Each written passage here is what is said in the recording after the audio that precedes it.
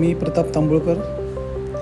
हा जो रोड आहे तो बांदा, डेगवे, तांबोळी मार्गे असनिये, घारपी, कोंची, फुकिरी वगैरे जे गाव आहेत त्या ठिकाणी जातो. आणि या रस्त्याची ती अवस्था बघा काय झालेली आहे. पूर्णपणे दुर्लक्षित केला गेलेला हा रस्ता आहे.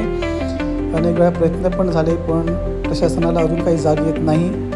कारण वन विभागाचं जे खातं आहे त्या खात्याने पूर्णपणे या रस्त्याच्या डांबरीकरणासाठी विरोध केलेला आहे. कारण त्यांचं असं म्हणणं आहे की जे प्राणी आहेत जंगलात त्यांना त्रास होतो गाड्यांच्या आवाजामुळे, जे गाड्यांचे जे हॉर्न आहेत त्यांच्यामुळे त्यांना त्रास होतो प्राण्यांना. तर ठीक आहे, त्यांचा स्वागत करतो. पण माझा प्रश्न असा आहे की मोठ्या प्रमाणाची वृक्षतोड केली जाते, त्यांना विरोध का होत नाही? त्यांना लायसन्स वगैरे कोण देतं? आणि या रस्त्यावर जर आता समजा कोणी पडून जर कोणी एखादा जर मरण पावला तर याला जबाबदार कोण? त्यामुळे माझी एवढीच विनंती आहे की हा व्हिडिओ जास्तीत जास्त लोकांपर्यंत पोचवा, जास्तीत जास्त लोकांना शेअर करा. कारण इलेक्शन आल्यानंतर जे आपले नेते मंडळी आहेत ती वोट मागायला येतात गावात, त्यांना या रस्त्यानेच घेऊन या.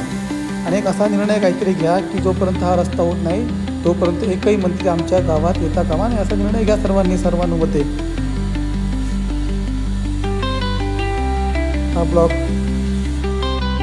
विनंती आहे सर्वांना की जास्तीत जास्त लोकांना शेअर करा.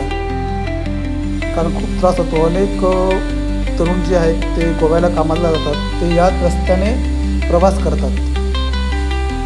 जास्तीत जास्त लोकांनी शेअर करा एवढीच विनंती करतो.